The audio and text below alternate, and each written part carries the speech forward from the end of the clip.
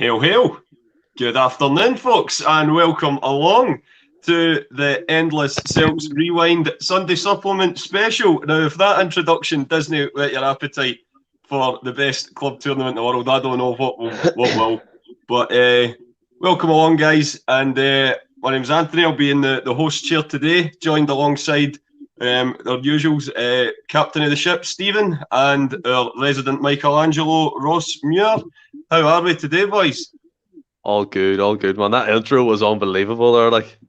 Superb, and it just like took me back, man. Back to when the Champions League was like a bit more open to other teams rather than just the probably usual final six that you get. But still glad to be in it. Yeah. Those intro graphics are probably one of my favourite, like because it's a wee bit more bland now, isn't it? They don't really have like the wee vignettes, players and whatnot as they do now. But that was one of my favourite opening title ones, I must admit. It takes you back, as I say. Oh, aye. So, Ross, our first Sunday supplement show with a panel. All we're missing here is some croissants and some Neil Ashton, and it would just be like we're live on Sky Sports. Aye, I've got the Scotsman sitting at the side of me there. Well, no colour ink was used. Like your good self, I was out last night having a few bevies, so I've not made it along to the paper shop yet to go through all the front pages, so we'll skip that usual, and we'd probably be getting done for copyright anyway if we did. But so essentially, guys, this year we'll be competing in the Champions League group stages for the 11th time, first time in 5 years. So ahead of that, I just thought it'd be a good idea to take a wee trip down memory lane and look back at our adventures in the tournament in years gone by. And today is episode 1, so we're going to take you right the way back to where it started, season 2001-2002, Martin O'Neill's second season in charge. And it's a tale of former heroes and hoops coming back to haunt us, dubious penalties, and of course defeating Juventus by the odd goal in 7 in what is a lot of people's favourite ever night at Celtic Park. And but before we go through all that, as you were saying, guys, about just being back in the tournament, it maybe isn't, it doesn't whet the appetite as it, because it's not as open as what it used to be. I'll come to yourself first, Stephen. But there's no doubt when you see our name alongside a lot of the other big boys and the music hits at Celtic Park, there's no other place in the world like it, is there? Well, when the music hit in our intro, it brought tears in my eyes. Like, I don't know what was going on in this. It was so emotional. I think Ross is right, and yourself, Anthony. It brings you right back. It brings me back to sitting in my Uncle Noel's house and my granddad watching Champions League football, and you see the likes of whoever it may be, Juventus, Barcelona, Real Madrid coming up in the titles and all them famous players. And I think you're right. The Champions League now, we all know, is geared towards the bigger clubs. I mean, England have 4 spots. The Liga have like 3, and it's a bit unfair. It should be for champions, and the fact Celtic are in it, the coefficient that we've done over the last couple of years has been fantastic to build that back up again, and hopefully it continues in that trend and we get access to the Champions League group stage going forward. But it just brings it all together. I mean, Postecoglou always says it. He wants to do better and be better, and Celtic in the Champions League is where we belong. I know some people may question if we have the squad or capabilities to compete in it, but just get the foot in the door. Finances that come with it. I know people say finances, blah, blah, blah, but it's a part of the game now. And just being up there with the big boys at the table, it's just fantastic, and I absolutely love it. Love that intro by John, by the way. Well done, class. Oh, he's some boy on the old setup, isn't he? Yeah, he's brilliant. Ross, just again ahead of this year's tournament, is there anyone in particular you would fancy in the group stage? Would you prefer a more glamorous group, or would you prefer ties that, shall we say, might be a little bit more negotiable, that could perhaps see us advance into the latter stages?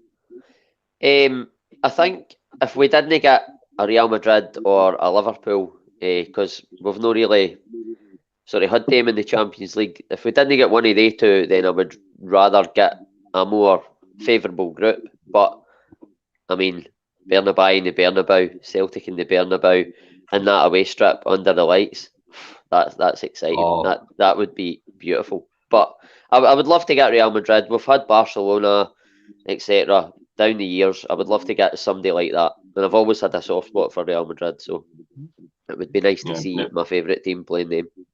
Well, that's it. I mean, it's like we've never. It's the one kind of A-list team that our generation's not really seen, obviously, but we played them back in 1980.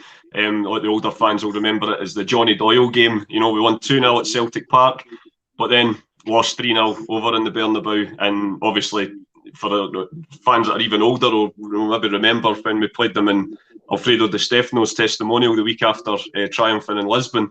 But apart from that, in the sort of modern age, it's the one kind of big team that we've not got yet. So I'm like yourself. I would love to see us take on Madrid, especially in that fantastic new away top as you mentioned. But we'll get started, boys. We'll go back in our wee time frame back 20 years, and Martin O'Neill had come in the year before, had transformed our fortunes. We won our first domestic treble in 32 years, and the reward for that was a playoff tie rather than a second qualifying round tie. It was, again, back then, champions of Scotland were not automatically in the Champions League, and we were hoping for maybe a nice, easier team, to get through to the groups. And but yeah, the gods, as always, shone brave on us, and we got Ajax of Amsterdam, one of the biggest clubs in the world. So there was a lot of the sort of despondents among us thought, oh well, UEFA Cup it is then. But Martin and the boys had other ideas and went over to the Ajax Arena, and while on with a fantastic support, we found ourselves 2 up within 20 minutes. Did you have to check what you were drinking at that point, Ross? Oh, God, I can remember sitting in my mate's house watching it, and you'd never seen Celtic doing that to a team of that calibre away in Europe in your life, really. I mean, I was born in '83. I can never mind the Celtic having a result like that, and we were bouncing over the living room in total disbelief. It was a similar sort of feeling to the time when we beat Rangers 2-0 in the Scottish Cup quarter-final at Parkhead. Malky Mackay scored. We'd scored 2 early goals in that game, and again, we were used to not ordinarily beating Rangers, and we were 2 up, and again, couldn't believe it. It was a similar feeling, and that was, for me, and I think every Celtic fan will probably agree with that, that was when Celtic arrived on the European stage again and came back. And I mean, it's been peaks and troughs since then, but the highs have been absolutely amazing, and it's given us the standing one of the best atmospheres in Europe, and most top players either have loved playing in that atmosphere or want to play in that atmosphere or recommend playing in that atmosphere. Absolutely, and it was certainly the springboard, to say the least. But Ajax, as they do, came back into it, Stephen. Shota Arveladze, a guy we got to know a hell of a lot more just that autumn. Scored, I believe it was actually his last goal for Ajax before he moved to Rangers, but he brought them back in just before half time, and we thought, perhaps normal service is going to be resumed here. Martin was having none of it, and Chris Sutton, in probably one of his best ever games, and there was plenty to choose from, but that's right up there that night. He scored with an absolute rocket of a diving header in the second half to make it 3-1, which, 3 away goals we could never have dreamt of, and it stood us in good stead for the return leg. I mean, see, for me, just a full disclosure for people watching, these are games I have to look back on because I was only 6 when these games happened. But again, history of Celtic Football Club, something I love looking at and watching and learning about. But the games itself against Ajax, as you said, we're never really kind of give a gift or a charm to get through to a group stage competition. It's always a tough fixture, regardless of what competitions it's in. Ajax, I used to be one of them people when I was younger, looked at badges, on the screens when you seen the scores go down.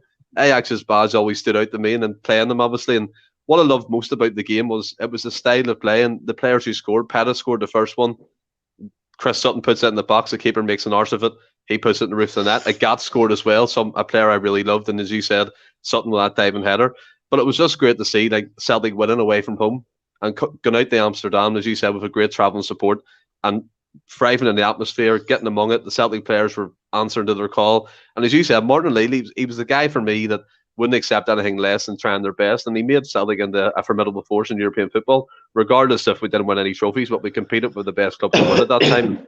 That game against Ajax for me was fantastic. And as I said, Peta, a player who probably kind of gets not as much credit as he deserves in the Celtic shirt, but he was brilliant under O'Neill at a stage. And Agat as well, absolute flam machine. He was laid on by Larsson down the right hand side, and he does put it in the bottom left corner. Some fantastic goals and fantastic play in that game. Sure was, and it perhaps put us into a false start. We kind of thought, oh God, what's it going to be like when we get these guys back at Parkhead? I remember one of the guys in the studio that night saying, oh, with a full Celtic park behind him, the return leg could be a cricket score for Celtic. Needless to say, that's not how it panned out. It was a very nervy night. I remember it well. I was there with my brother and my big cousin Darren that night. And there was a strange image with 20 minutes to go. Ajax fans battling amongst themselves over in the corner. But we'll digress for that. But it was a nervy night, like I say. We didn't really create many chances. And Ajax, showed their quite they tried to get back into the game and they actually won the match 1-0. It was Wamberto that scored just on the half-hour mark. It was a good one-touch play and then just dinked it over Rab, Douglas and goal. But they didn't, to be fair, they also didn't really threaten much after that. And I think perhaps the frustration amongst their fans kind of spilled over when it became quite clear that they weren't going to break Celtic down and it was going to be us boys in the group stages. And that it was. We were drawn in Group E alongside Juventus, Porto, who would become familiar foes in the years ahead, and Rosenborg, featuring ex-Celt Harold Brattbach. More on him later. But yeah, it was just an incredible achievement. And Martin O'Neill even said it. He says, obviously, when the group stage happened that year, him and Henrik went out to the draw personally because Henrik had the small matter of the European Golden Boot Award to pick up. So it was, needless to say, a good time for all concerned. Our opening match was meant to be a home leg against Rosenborg, but due to the 9/11 atrocity, the match was actually postponed. So our first fixture was a nice easy trip away over to Turin into the old Dele Alpi to face Juventus, the wise old lady, or as some of us would call them by the end, cheating bastards.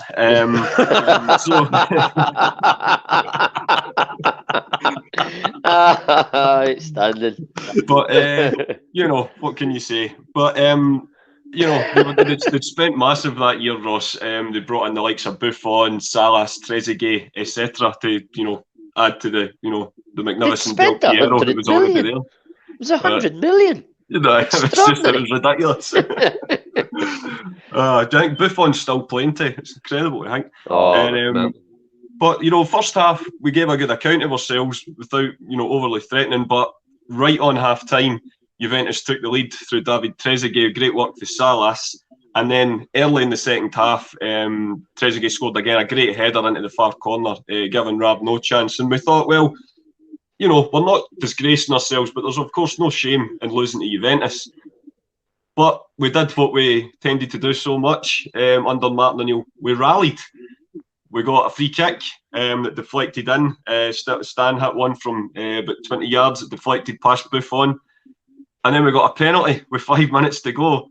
And Henrik coolly slotted it away. Cue mad scenes in the far corner.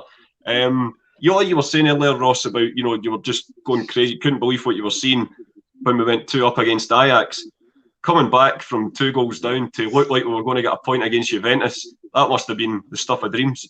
Again, it was one of the highs that I was talking about. You couldn't believe it. I'm sure at some point, I think Edgar Davids was sent off. Is that right? Yeah, he got sent off. And that gave us sort of opportunity to come back into the game. And we actually took control of the game, if memory serves me right. We got the goal. 5 minutes to go. You think a draw in Turin, that is absolutely unbelievable. You've taken it all day long. We might even have could have went on to win it, but then Amoroso pops up and does. You can sort of blame him for cheating in a sense, but the referee still makes the decision. That's the worst part of the whole thing, and it was absolutely for that high. Then you talk about that low. It was absolutely soul destroying, gutting.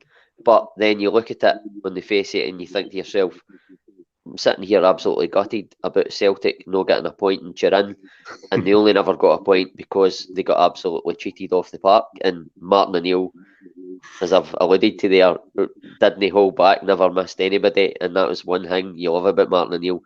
He just says it how it is, and he doesn't miss anybody. You're absolutely bang on, Ross. I have to say, Stephen, a few years ago, you maybe remember Juventus were playing Real Madrid in a tie in, I think it was the Champions, I think it was the quarterfinals, the semi-finals, some along those lines, and they'd done everything, but right in the last minute, Juventus they conceded a penalty, and I remember Buffon being absolutely screaming with rage, claiming that it'd been a dive, and they claimed it'd been cheated. And I have to say, my first memory was just poetic justice. I think it might even have been the semi-final, because I think that would have knocked Juventus out. But I think they went 2-0 up in the Bernabeu, and they were going to come back. But Real Madrid rallied, and listen, it was never a penalty. It was a dive as well. But I just thought, sometimes what goes around comes around. It's probably and listen, we're not short of horrific refereeing decisions that have gone against Celtic, but that's got to be up there with one of the worst, isn't it?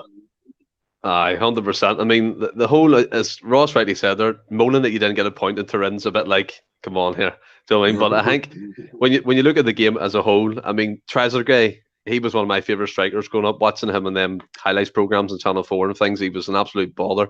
Then Amoruso, it's funny that a couple of players involved in Celtic's European run at the minute are ex-Rangers players, aren't they? So Avalad said for Ajax and Amoruso kind of cheating to get the penalty kick. But the likes of Petrov scoring, as you said, getting a deflection, and Larsson getting the penalty kick, it's just competing at that stage, isn't it? Because you don't know what they expect, because we're fresh into this competition.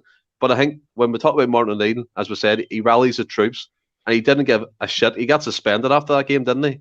Because he moaned about the officials and things. So he didn't care. He was there for the team. He wanted Celtic to do the best. And I think we did. And you're right about Buffon. I think that was his first European game for Juventus against us at Turin. So, I mean, they get that against him with Real Madrid. A bit of karma, as you said, a bit of justice coming to fruition there. And the fact he's 43, he's still probably trying to repay that at Parma. But I think, for me, Celtic in the Champions League, they have to compete against Juventus, probably one of the best club football teams at that time around.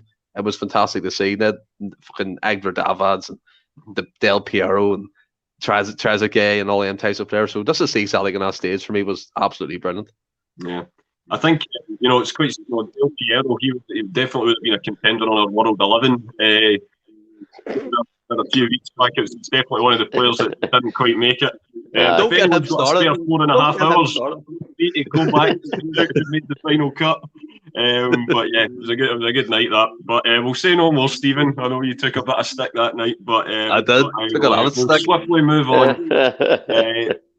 So our first ever home leg in the Champions League took place a week later at home against our soon-to-be regular Bhoys FC Porto, Ross. And a good pal, Tom McGinley's watching. There's a bit of facts for you. Rab Douglas, Bobo Balde, Johan Mjalby, Jos Valhaan, Didi Agat, Neil Lennon, Paul Lambert, Stan Petrov, Bobby Petta, Chris Sutton and Henrik Larsson. That was the first home Champions League team to Celtic in the group stage. And we came away with a 1-goal advantage despite having Martin in the stands. And that was the night it was a corner kick, and Henrik, instinctive as it was when the ball came loose, he stuck out his foot, and it was too strong for Vita Baia to keep out. Porto came right back into it and kind of dominated the second half, but we were off and running. And after 2 games with 3 points on the board, not too bad at all. Are you talking to me, Anthony? I can't. There's some sort of sound coming through. I can't hear you right. Well, I'm a bit of sound issues there. It's all jumpy in that. I got the gist that you're talking about the Porto game. I was at all the home ties in that campaign, and I have to admit, I had to look back at the games because I had very hazy memory. But Celtic at home, I mean, obviously that was the first game, so you didn't know at the time, but they were like a really dominant side at home in the Champions League at that time.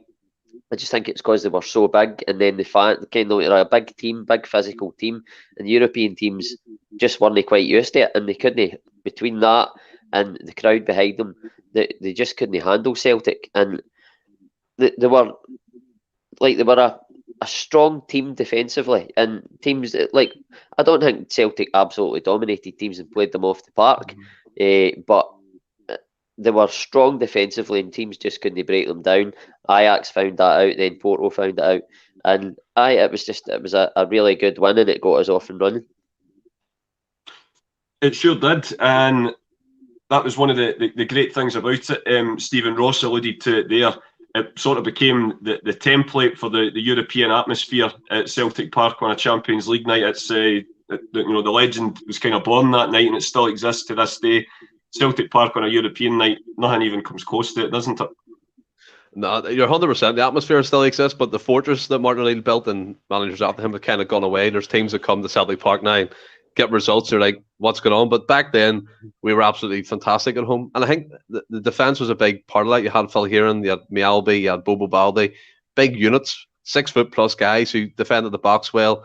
Could play football a bit too, let's be honest. And it's Martin O'Neill based it on that, like a 3-5-2 with Petta and the Gat or whoever it may be on the left, sometimes McNamara and things. But it was just fantastic. And the goal itself, Larson, poacher, when I was listening back to the highlights, the commentator referred to him as the poacher's best or poacher's finest or something. The ball came loose in the box. He swiped it in with his right foot.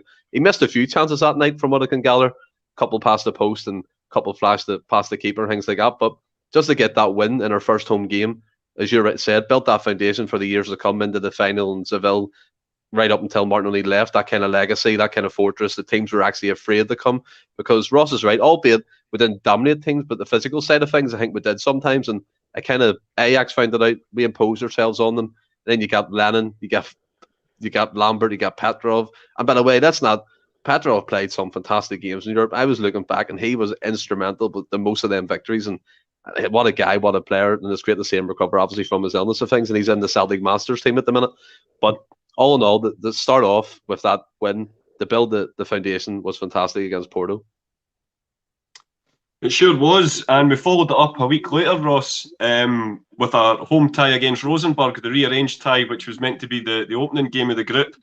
An early free kick from Alan Thompson gave us a 1-0 advantage, which we held on for the full 90 minutes. So 3 games played, 6 points on the board, top of the group.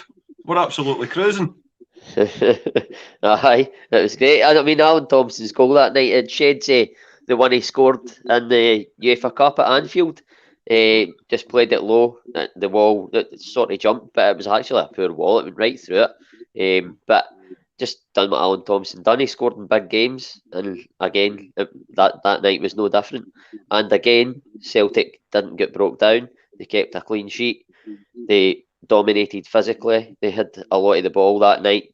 I mean, Rosenborg weren't as good a team as what Porto were. And I mean, obviously, we're going to touch on probably the away games, but the fact that night, I think it made it more disappointing that we lost to them over there, especially the way we performed in Turin.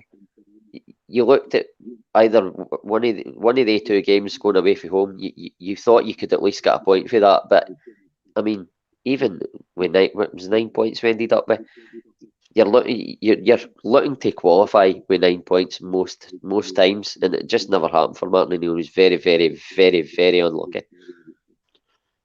Exactly. Well, that's the thing, Stephen. You know, as I say, after the 3 games we were top. And obviously by our performance in Turin, we thought, Champions League, man, this is an absolute model.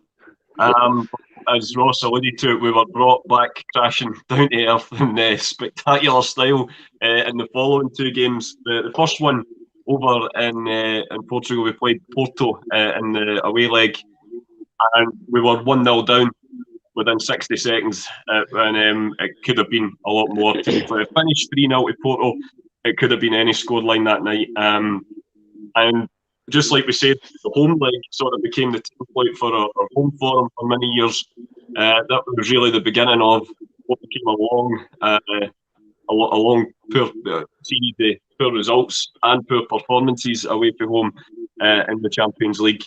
But not only that, but the result that night put us back down to 3rd in the group. So to be more difficult to try and qualify for there. But like I say, it just became the usual story in Europe become. Yeah, I mean the home form, as we discussed there previously, was fantastic, but Celtic away from home were absolutely shite. And I don't know what it is. It's like a mental block. It is. I mean, you're going to like Rosenborg, you get beat.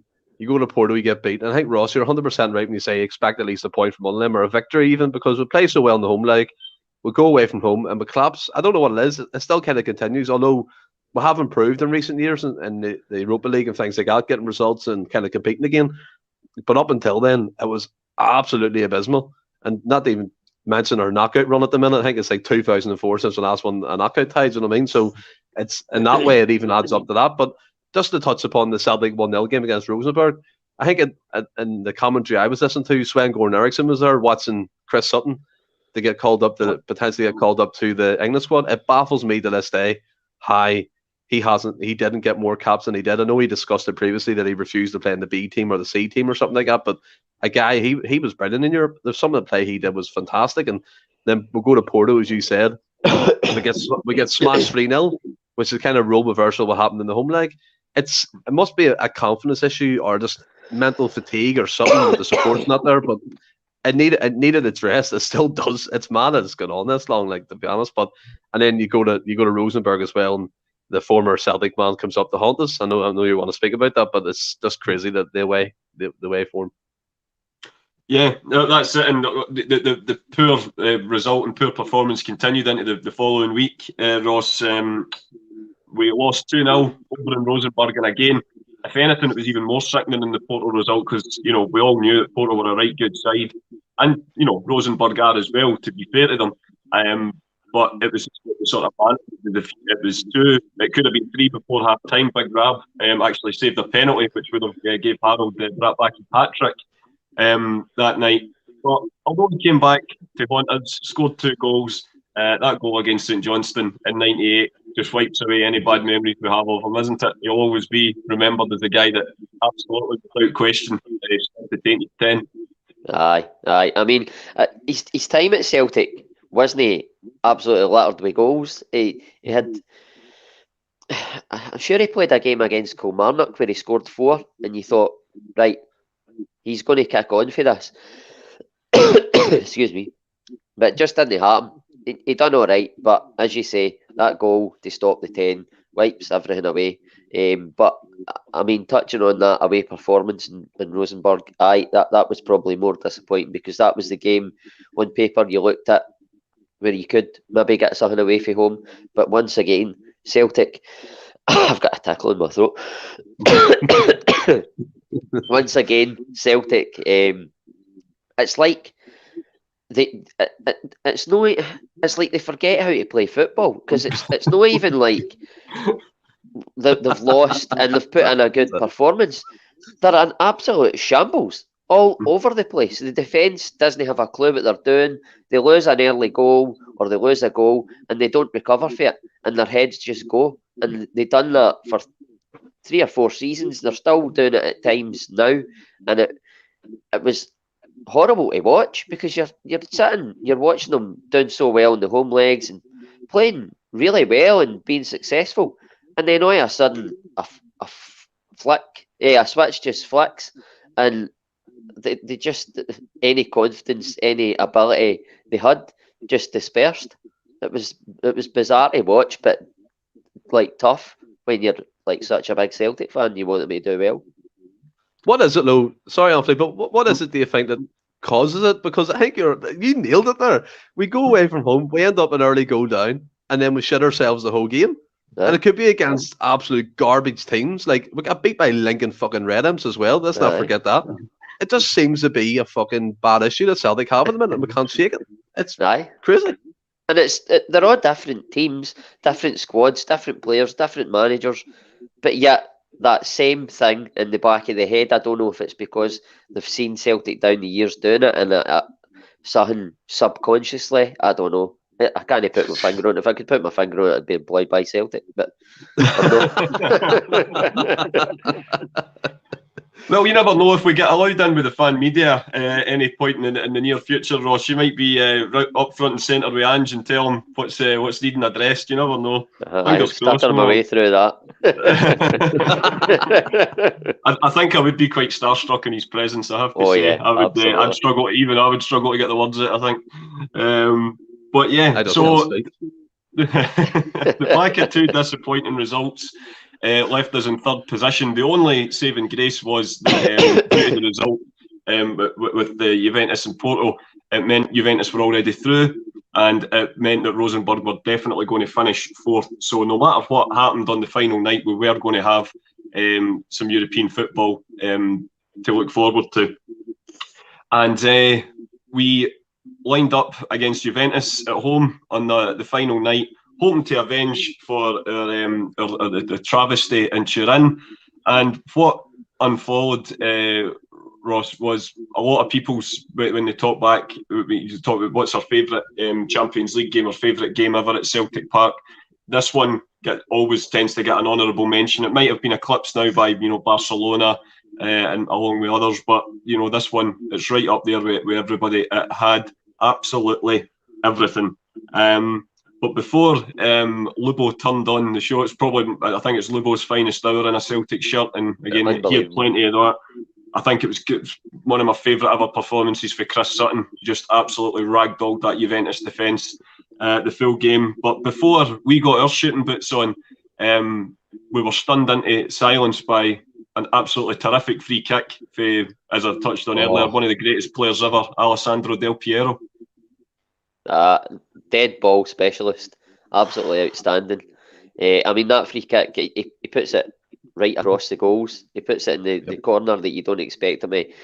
Rob Douglas has got absolutely no chance. And he done that down the years. I remember he scored a goal against Rangers in the Champions League. He took it for almost sort of out towards the shy line. It was so it was beyond do you know how the edge of the box for the Diaz? It was further down towards the byline, and he's curled it right over Andy Goram's head. God rest his soul. But he just done that time and time again. And I mean, Del Piero was one of my favourite players growing up, and it was great to see him no turning on the style, if you like, against Celtic and putting them with the sword. But I mean, eventually we won that game, so it was good. But you could appreciate just brilliance, and that goal was sheer class. It really was. Maybe only surpassed by Naka's dead ball speciality a few years later against Man United. But of course, that'll all come in a future episode, of course. But sticking to the here and now, Stephen, as I say, 1-0 down. It's disappointing, but just like the current team that never stops, Martin's boys never gave up, and we turned the tie around before half-time. As I say, Moravcik just having the game of his life twisted and turned Juventus midfield inside out, flung in a cross. Jos Valhaan was on the end of it, and it was level pegging. And then right on half-time, we did what we can only be described as sorcery. These days, we scored direct for a corner kick. Chris Sutton rising above everybody else, just like he had done in Amsterdam, with a bullet of a header into the bottom corner, and suddenly we were finding ourselves 2-1 up against one of the biggest clubs from Italy. What a feeling. I actually do remember watching this game, my granddad down Milton Knowles' house, and it was just fantastic. And as I said to you before, when that lineups come out and the Champions League theme music, and we had an intro there, it just brings this kind of sense of just emotion to you. It's absolutely incredible to watch and witness that game. And in terms of what you said there, Del Piero's free kick was incredible. Let's be honest, he was an absolute magician from dead balls, and again, a fantastic striker. Him and Trezeguet were brilliant together. Trezeguet scored twice, obviously, in this game. But I mean, Valhaan, one thing that you notice, and there's a type of trend with these goals: it's height, it's power, it's physicality. Valhaan coming in scoring a goal for Moravcik, and what annoyed me, the commentator kept getting Moravcik's name wrong. Coming from me, but it just annoyed me hearing that. It was he kept calling him Mo-cheek or something like that. But he was incredible. 33 or whatever, 34 or something. Just the way he took balls in, and he could turn players on the sixpence. Just an incredible player. And then Sutton, as you said, does brilliant in defence. Bang, header from a corner kick. as you said, Celtic scoring from a corner kick now from direct headers, like 9 times out of 10, not going to happen. Like, but back then it was a thing that happened on a daily occurrence. And after that, the crowd getting on top, the atmosphere. And that's why we're well renowned as the best supporters in the world and the best atmosphere in the world. I mean, every kind of fan poll or from all around the world picks Celtic Park as that. And again, it's not something I want us to be clinging on to. It's like, oh, this player said he would play at Celtic. I want us to build a legacy in Europe. I want us to compete. And back then, by all counts, we competed. And that was the best thing for me, instead of just going to make up the numbers. Absolutely. It was a special night, to say the least. So half-time, Ross, 2-1. We're thinking, we've maybe got the better of them here. But David Trezeguet then turned on the style, got the equaliser early in the second half, an absolute rocket into the bottom corner. Just like the first goal went in the top corner, Rob Douglas had absolutely no chance whatsoever. But then, perhaps a little bit of justice, we got a dodgy, not dodgy is perhaps the wrong word, a soft penalty in our favour. I mean, unbelievable. Pod the front page. But which was duly and coolly put away by Henrik to put us 3-2 ahead. And then possibly the greatest Champions League goal Celtic have ever scored came 5 minutes later. A ball was headed away from a free kick right into the path of Chris Sutton, who, nearly took the net off, didn't he? It was a absolutely wonderful goal. I mean, if Ronaldo or Messi or somebody scores that, they're talking about it. It's in the opening credits for like a Champions League programme. They've talked about it for years. It was right up there. It was an absolutely tremendous goal, and a goal well worthy winning what was a absolutely tremendous match. And like you said, one of the best Champions League nights at Parkhead, if not the best that we've had. Fabulous goal. And I think even the way Chris Sutton runs away and celebrates, I think even he was surprised that he scored that goal. He wasn't renowned for that. He was, like you've said, most of these goals. Well, I mean, that's done him a bit of a disservice saying most of these goals were like powerful headed goals, bullying the defence, because, I mean, he scored that chip against Rangers and stuff like that. So he did have that sort of deftness in his locker, that bit of class, but it didn't always come to the fore because that wasn't essentially his game. But it was a beautiful goal, a tremendous goal, and a tremendous night. But it was tinged with a little bit of sadness that we didn't actually. It wasn't going to let us get in that second place and get into the knockout stages. But great night nonetheless. Well, that was what was so gutting about it, Ross, because at that point when we went 4-2 ahead, the way that the result was going over between Porto and Rosenborg, because I always remember Billy McNeil was co-commentating that night with Archie McPherson on STV. The permutation was that it was only a brief, it was 5 minutes or something like that, but there was a point where we were actually going through in second place, and Archie, wasn't long after Chris Sutton's goal, and Archie McPherson says, "Oh, do we think Celtic can hold on here, Billy?" And Billy just responded with, "Oh, please God." There was no sense of professionalism or anything. He just went right out the window, and he was just back to being an ordinary fan. If Billy McNeil can ever be ordinary, I suppose. But it was, it just went right out the window, and he was just one of us and just wanted us to get through. But needless to say, I think Porto scored quite quickly afterwards, and we never got back into that second place since. And Trezeguet made it even nervy at Celtic Park as well. It was a really scrappy goal. I mean, he took it well, don't get me wrong, but we had 2 or 3 chances to clear it, and we failed to do so. And he put it into the net, Stephen. But I think a lot of people also forget Juventus actually had the ball in the back of the net in like with the last kick of the ball, the 94th minute. But it got chopped off because the ref had blown for full time. So at one point you're in that high of 1-4-2, and you thought, oh God, are they going to rob us off it and have it 4-4? But no, we got away with it with the 4-3 win. But like you say, Ross, it wasn't to be. And so, Stephen, our final group standings after the 6 games in the group, Juventus went top with 11 points, Porto 10, Rosenborg finished 4th with 4 points, we finished 3rd with 9. And to the best of my knowledge, and it's just typical luck for Celtic in Europe, I think Celtic became the first team in the group stage to accumulate 9 points and not qualify. I mean, talk about bad luck. Bad luck.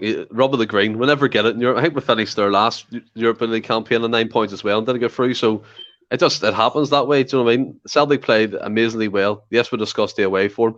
And one thing I get the feeling from Ange Postecoglou's team is we're going there to compete like Martin O'Neill did. We'll give a fist of it. We'll try our best. We'll go in. We'll battle. We'll score plenty of goals, I do think, as well. Let's be honest, with the players we have at the moment. But going back to that Celtic Juventus game, as you said, Trezeguet got that third goal from a bit of scrappy play, kind of rebounded 3 or 4 times before he put it in the bottom left corner, I think it was. But again, a smooth operator. And the fact, as you said there, the goal at after full time, you're kind of squeaky bum time at that moment, thinking, what's going on here? But they finished in 9 points in their first Champions League campaign, winning all the home games, unlucky in the away games, obviously, but it was just incredible. It was an incredible feeling. And sitting there with my family watching it too, it brings back just them memories again and living in that moment. And again, we're going to witness that this season. There'll be new supporters coming up, young kids. We'll be talking about this being Celtic's first Champions League campaign they can remember in 10 or 12 years' time. So it's great to see. It's a club and it's Celtic Football Club, and I love them being in the Champions League. Absolutely. And so our reward for finishing third, Ross, but back then there was still 2 group stages, so it wasn't European football post-Christmas. Because the second group phase of the Champions League kicked off pre-Christmas, so our reward for it was dropping down into the UEFA Cup, and we hope the gods might give us a wee favourable draw and help us compete after Christmas. But there we were, paired against Valencia, who'd been in the Champions League final for the previous 2 seasons, so our luck was really with us that year, wasn't it? But Big Rab Douglas had the game of his life in the first leg over there and kept the scoreline down. He had no chance with the goal. They scored a goal from Vicente with 12 minutes to go to take the tie 1-0. We had to, Chris Sutton couldn't be involved in the match. He had to fly home at late notice. News that his son had taken ill. Thankfully, everything was all right in the end. But so we got away from that. It was probably one of our better performances, albeit a defensive one in Europe. And then we had the return leg at Celtic Park, and again, for a lot of people, this is right up there in terms of atmosphere as well. It was a brilliant game. That was another game I was at. I got to quite a few of the home European games. That's in fact, I think the only one I missed was that 4-3 Juventus game, sadly. But Celtic performed really well that night. I'm sure. Did Henrik Larsson get the goal? It was 1-0. He did, yeah. It was Jos Valhaan picked the ball up from a sort of deflected. It was a clearance from a corner, and he sort of just managed to get it through to Henrik, who was out it was just right at the edge of the box, and he curled it low into the far corner. I mean, it was something special. It was an absolute great goal, and it was when he was going through one of his apparent goal scoring droughts, given that it had been all of 2 games since he'd last found the net, crisis. Much to the delight of the boys at the Daily Record. But yeah, that's just typical of the nonsense that they guys printed on a daily basis regarding them. But it was a game where it was almost roles reversed. Celtic really took the game to Valencia that night, and it was the heroics of Canizares in the Valencia goal that stopped us completely turning the tie on its head. Aye, you talking to me? Yeah. Sorry. Like you said, they performed really well, and Celtic pretty much dominated the match against a team that, like you alluded to, had competed in the 2 previous Champions League finals, and they took the game to them all night. It went to extra time. Obviously, they'd won 1-0 over there, so it was 1 each, and then it goes to penalties. And was it Valhaan? I'm sure Valhaan missed that night, but he had to. Am I right in saying he had to retake it? Yep. Yeah, that's right. Did he miss? Did he score the first one? Or no, he missed one. Got told to retake it, and he shot in the other corner, and it got saved again. Canizares guessed right both times.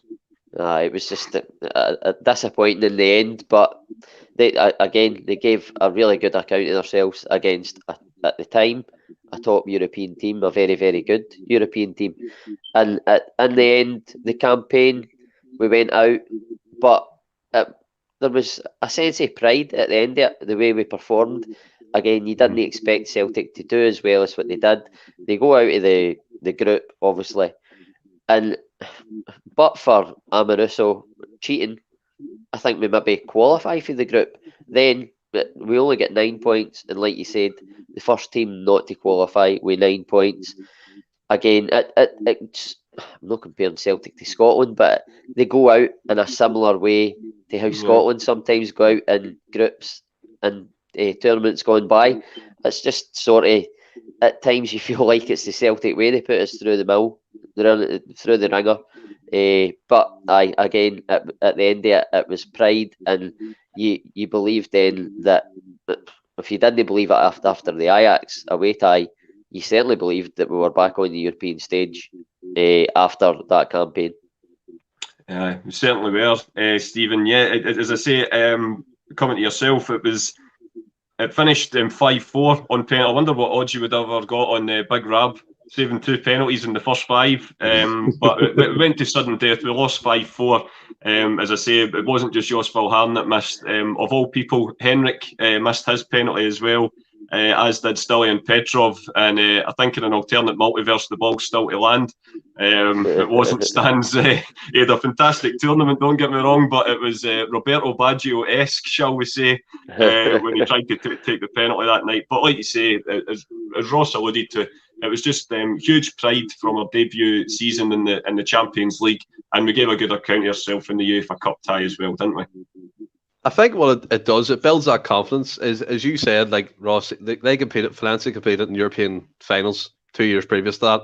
We're there, we're competing, we're dominated the game against them, and their keeper Canizares. I was going to ask you his name because I used to think he was an absolute world-class goalkeeper. He was fantastic. The bleached blonde hair as well. He looked a bit like Simon Jordan, the Crystal Palace owner. I think he's still got the blonde hair. But it's these games that build that confidence going into future campaigns, and we did compete. We were there, but didn't make up the numbers. We had some great results, and if Amoruso obviously didn't do his usual shite and cheat, and you referred to him as cheating, whatever, but could have got through. We could have gotten the rub of the green, but we didn't. The players did well. You have to think, you mentioned Rob Douglas. We didn't have any glitzy glamour names, maybe apart from Larson, but everyone else was just a player we have, and Martin Lee moulded into these fantastic footballers for us. A Gat for 50 grand. Pata didn't get a look in before he was playing the NFL here in Mialbi. You go through them all. They all played fantastically well. We give a good account of ourselves, and most importantly, we were back in the European stage. We have one authentic star above our crest, which deserves to be there. And which is for now me, fucking silver. which there's a thing, Roscoe, it's black on this one. I'm like, just stick with gold, man. Do you know what I mean? I always say as well that you know when the teams compete in the Champions League, you obviously, next season Madrid are going to have 40. The little badge on the side, they'll have 14. Liverpool have 6. AC have 7. It frustrates me why we never wear one with just the one above it. The whole point is that it's like a Super Bowl ring, really, isn't it? It's like if you've won it, you should be flaunting it at every given opportunity. But whether you have to win it multiple times to qualify for that, I'm not sure.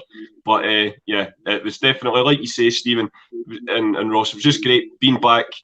2 years previously, or just even a year and a half previously, we were getting knocked out the Scottish Cup by Inverness, and the place was in the absolute doldrums. And what Martin O'Neill did to transform that club, I think it's still being felt today. It's why he's still probably my favourite of my generation. In times, I think Martin still just eclipses everybody else. I adore him. Everything about him when he comes back for his guest slots on Sky and stuff, you could just sit and listen to him all day. It's the fact as well that he's funny. He can he's put just people, absolutely brilliant. He can put people in their place. Remember that famous clip with Cannavaro and another player, and they were talking, and he was like, "Have you won Champions League and all that?" He's fantastic. His banter, he's witty, and the time when Celtic were lifting the trophy in presentation day, Postecoglou walks over behind him, puts his arm around him like they were best buddies, and I think that's why we're banning the Postecoglou, because he reminds us of Martin in a way. Obviously, two different styles, but they're there for the club. They want the club to do well. They're not bullshitting. They're not telling us lies.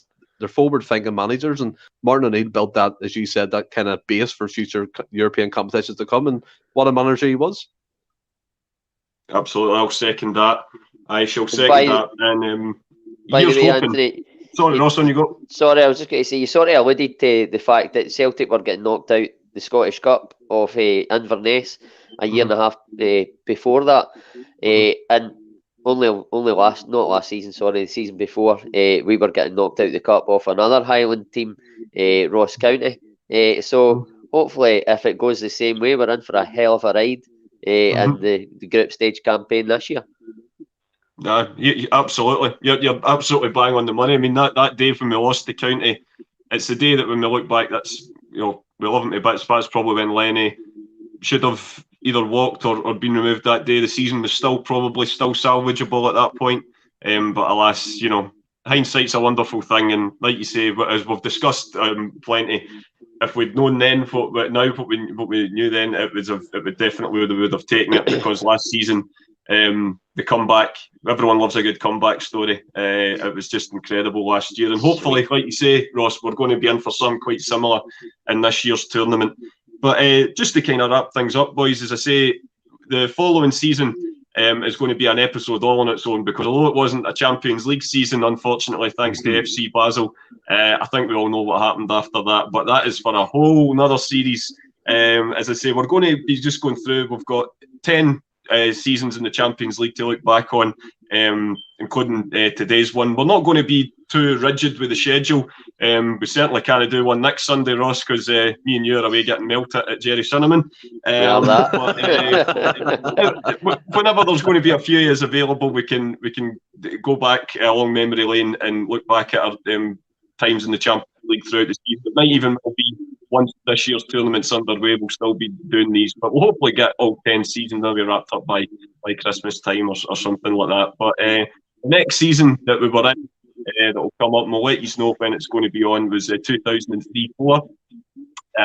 What turned out to be Henry's final season at the club, and some great memories from that to look forward to as well. But I think, if I'm remembering correctly, it's you two guys and Franco that are back on tomorrow night with the regular show, looking back on the result last night and looking ahead to all the latest transfer news, etc. Yep, me, Ross and Franny will be on 8 o'clock live on YouTube. And I can just say, there has been some interaction in the comments today, but obviously Sunday people are probably still melted and hungover and lying in bed, but there'll be loads of people catching up. It's been a fantastic show, and listen from the start, it's been really good. The intro as well, the chat's been amazing. Anthony, cracking job, buddy. Thanks, mate. Would you say, Ross, it was a fantastic intro and then it went all downhill for there? Absolutely not. No, it was a good show. I've thoroughly enjoyed it, and it's nice to just look back over old games. A wee bit of nostalgia is always good for the soul. Absolutely. Yep. And as I say, guys, thanks again for coming on today, and thanks to everyone of our 1,000 subscribers now and rising who are tuning in today. We totally accept that it's an absolute scorcher out there today, and it's everyone will be wanting to go out, catch some rays, or maybe you're recovering for catching the rays yesterday, or maybe you're one of the cool young cats and you're away off to see Lewis Capaldi at Transmit tonight. But whatever you're up to, have a great day. But I hope everyone that's been tuning in live's enjoyed it and enjoyed the episode, and come back in again tomorrow night, Monday night, 8 p.m. usual time, with the rest of the boys, and they'll be discussing all the latest news. But until then, I shall leave you to sign off, Stephen, with our usual trademark. And thanks again, guys. Cheers. Tell everyone who was watching, stay well and keep safe. Hail, hail.